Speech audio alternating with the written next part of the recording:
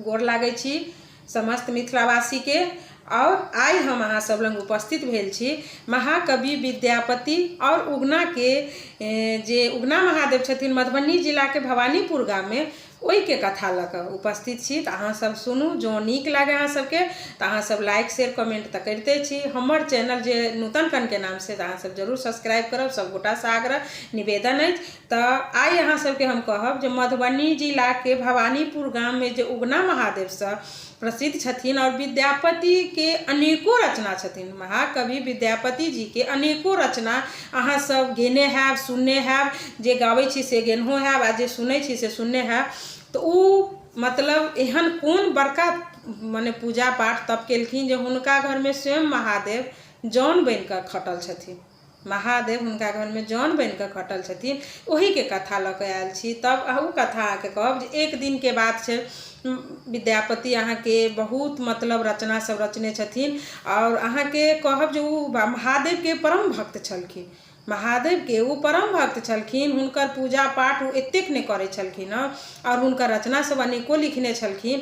तो भोला बाबा हुनका पर खुश भऽ कऽ एक दिन हुनका घर पर पहुँचलखिन, जतऽ कि बाहर में अपना सब कहै छी दलान, ओहिना दलान रहथिन। आंगन में बैसल रहथिन विद्यापति जी। तऽ महादेव नौकर के एकटा भेष बदलि कऽ ओहिठाम जाइ छथिन और कहै छथिन कि जे यौ पंडित जी, उ देखै छथिन विद्यापति तऽ कहै छथिन जे की बात तू कहै छे आ तऽ की कारण से एलिए। तऽ कहै छथिन कि हम काम के तलाश में कए दिन से घूमि रहल छी, लेकिन हमरा कतौ काम नहीं भेटैया। तऽ हम अहाँ से आग्रह करै छी जे अहाँ अपना घर में हमरा नौकर के रूप में राखि लिए। तो उ कहै छथिन जे नौकर के रूप में हम केना राखि सकै छी, हमर तेहन स्थिति नहीं जे हम अपना घर में एकटा नौकर बना कऽ राखी, हमर तो बहुत स्थिति खराब अछि। तऽ कहै छथिन कि जे यौ पंडित जी नहीं हैत ने तऽ हमरा दुनू साँझ खाना खाली दऽ देब, अहाँ घर के सब चाकर हम करब। ई जे बतियाइत रहै छथिन तऽ हुनकर घर में से हुनकर घरवाली सुशीला नाम रहै छनि, उ सुनै छथिन जे किनको सी बात कऽ रहल छथिन। आ सुशीला कनि दोसर स्वभाव के आदमी रहथिन, कि खिसियालू स्वभाव के आदमी रहथिन। उ कहलखिन यौ किनका से अहाँ बात करै छियै, फेर कोनो कुटुम एलखिन है कि दुआरि पर लागैया। तऽ तहिना विद्यापति जी घर में जाइ छथिन तऽ कहै छथिन अहाँ तऽ एना नहि हल्ला करै छी जे जेना बुझाइ कि अहीं के नैरा से लोक से एकटा आयल छथिन। उ अपन हुनका सब नाम पुछलियन हँ तऽ उ अपन नाम उगना बतबै छथिन आ उ काम के तलाश में छथिन, जे कहै छथिन हमरा नौकर में राखि लिए। तऽ हम केना रखबै, हम हुनका जवाब देलियनि जे हम तऽ नौकर राखय वाला स्थिति में नहीं छी, हमरा ओतेक नहीं जे हम ककरो नौकर में राखब। तऽ कहै छथि कि जे हम पेटे पर रहब, दुनू साँझ के खाना देब, अहाँ घर के चाकर करब। चट से हुनकर घरवाली सुशीला की कहै छै, तब अहाँ एतेक किया सोचै छियै यौ, जखन ओ पेटे पर रहथिन तऽ राखि लिअ। तऽ फिर बाहर निकल के विद्यापति जी कहै छथिन जे ठीक छै तऽ रह तू उगना, काम कर। ओहि दिन से विद्यापति के घर में उगना बन कऽ महादेव से अपन चाकर करऽ लगे छथिन। हुनकर घर दुआर सब चीज जे काम धंधा रहै छनि सब करै छथिन। तऽ एक दिन महादेव उगना के संगे से विद्यापति जी राजा के दरबार में जाइ छथिन। तो जाइत जाइत बीच जंगल में जाइ छथिन, रास्ता में ने, तो हुनका बहुत प्यास लागि जाइ छै। विद्यापति जी के प्यास तऽ तो उ कहै छथिन उगना के रे उगना रे, हमरा तो बड्ड जोर प्यास लागल, कतौ से पानि छौ तऽ पिया कनी। तो चारो कात चकुएलखिन, कतौ ने पानि देखलखिन। तऽ कहै छथिन यौ पानि तऽ एतऽ नहीं देखै छी, लेकिन अहाँ एतऽ रुकू हम ताकि कऽ अनै छी। से कहलखिन, किछु दूर गेलखिन उगना तऽ देखै छथिन कतौ तऽ पानि छैहे नहि। तऽ ओ अपन असली रूप में आबि जाइ छथिन भोला बाबा, और वो अपन जटा में से कनिक लोटा में पानि भरि कऽ हुनका लग आनि कऽ दै छनि कि लिए पंडित जी पानि पी लिअ। पानि जे पियै छथिन विद्यापति जी तऽ हुनका आश्चर्य होइ छै, ई निर्जन वन में कतौ किछु नहीं छै, एहन निर्मल सन के पानि, गंगाजल सन के पानि हमरा केना आनि कऽ देलक, ई जरूर कोई दोसर कोई अछि कहि कऽ। तब कहै छथिन रे उगना तू सच सच बता तऽ तू के छे। तो कहलखिन के छी, हम अहाँ के नौकर छी, हम के रहबै। तऽ नहीं तू तऽ नौकर छे, लेकिन तू असलियत तोहर की छौ, एहन निर्जल वन में तू गंगा जल सन के स्वाद वाला पानि आनि कऽ हमरा तू पिए ले, तैमे तऽ कोनो रहस्य हमरा बुझाइए। तो कहलखिन एहिमे कोनो रहस्य ना, नहीं बेसी सोचो, एहिमे कोनो रहस्य नहीं छै। अहाँ पानि मंगलहुँ हमरा भेट गेल तऽ हम अहाँके देलहुँ। तब विद्यापति जी नहि जखन उगना सकारै छथिन तऽ चटसँ विद्यापति जी हुनकर हाथ लऽ कऽ उगनाके हाथ अपना माथ पर धऽ लै छथिन आ कहै छथिन जे तू हमर माथ पर शपथ खो, माथ पर हाथ धऽ कऽ, जे तू सचमे एकटा मतलब एहन अथी छै जे तू हमर घरमे नौकर बनि कऽ रहल छै, तू अपन असलियत तोहर दोसर किछु नहि छौ। महादेव किछु देर शान्त भऽ जाइ छथिन। उगना कहै छथिन आब तऽ हमरा शपथ दऽ देलै तऽ आब की करू, तुरंत अपन रूपमे आबि प्रकट भऽ जाइ छथिन।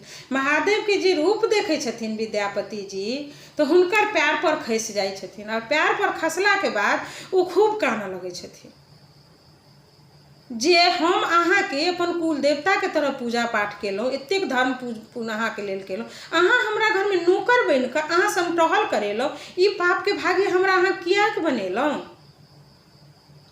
विद्यापति जी कहै छथिन जे एतेक बड़का पापक भागी हमरा अहाँ केना बना देलहुँ। तखन ई कहै छथिन अहाँके कथी नाम छनि उगना, जे नहि कोनो पाप नहि केलखिन। महादेव कहै छथिन तू कोनो पाप नहि केलही, तोहर भक्ति और भावसँ हम एतेक प्रसन्न भऽ गेलहुँ जे हमरा रहि नहि भेल तखन हम तोरा घरमे नौकर बनि कऽ एलियौ, ताहिमे तोहर कोनो पापके भागी नहि छै। ओ खूब कानै छथिन। तखन कहै छथिन जे अहाँके एकटा हमरा मतलब अथी वचन देबऽ पड़त जे अहाँ ई सत्य हमरा अहाँके बीचके बाहे कोइ दोसर नहि जानि सकै छै। हमरा अहाँके बीचके बाहे कोइ दोसर जाहि दिन जानि जेथिन ओहि दिन हम अहाँके घरसँ चलि जायब। विद्यापति वचन दऽ देथिन ठीक छै, हम नहि किनको लग अहाँके जाहिर करब जे अहाँके सत्य की अछि।